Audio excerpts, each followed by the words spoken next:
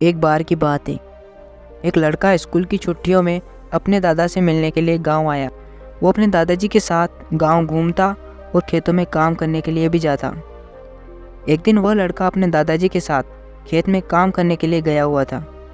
तो दादाजी ने उससे शर्त लगाई कि चलो देखते हैं कि खेत की ज़मीन को फसल की बुआई के लिए हम दोनों में से कौन सबसे पहले तैयार करता है। उन दोनों ने खेत की आधी आधी ज़मीन बांट ली और ज़मीन को बुआई के लिए तैयार करने लगे। वो दोनों मिट्टी को खोदकर उसे पलटकर उसकी गांठों को तोड़ रहे थे ताकि वो फसल की बुआई के लिए तैयार हो जाए। दादाजी की उम्र 65 साल थी। वो बिना रुके बिना थके किसी शिकायत के अपना काम कर रहे थे।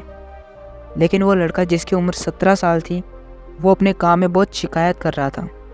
वो बार बार रुककर आराम कर रहा था और कह रहा था कि कितना मुश्किल काम है।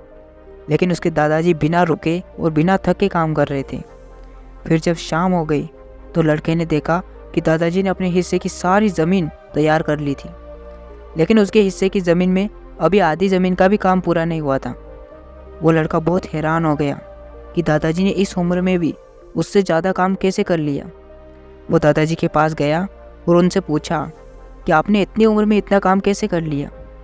तो दादाजी ने जवाब दिया कि जब भी हम सोचते हैं कि काम कितना मुश्किल है या फिर अभी कितना काम पड़ा है, तो हमारा मन बहाने बनाने लगता है। इन सभी बातों के बारे में सोचना ही हमारे काम को ज़्यादा मुश्किल बना देता है।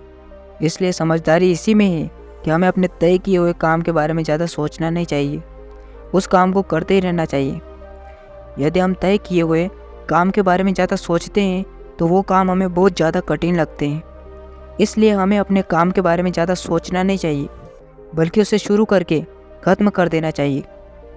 तो यदि आपको यह कहानी पसंद आई तो इसे लाइक करें और अपने दोस्तों के साथ शेयर करें। और यदि आपको इससे कुछ सीखने को मिला तो हमारे चैनल को सब्सक्राइब ज़रूर करें। मिलता हूँ मैं इसी तरह की दूसरी कहानी के साथ। तब तक संघर्ष करते रहो, आगे बढ़ते रहो।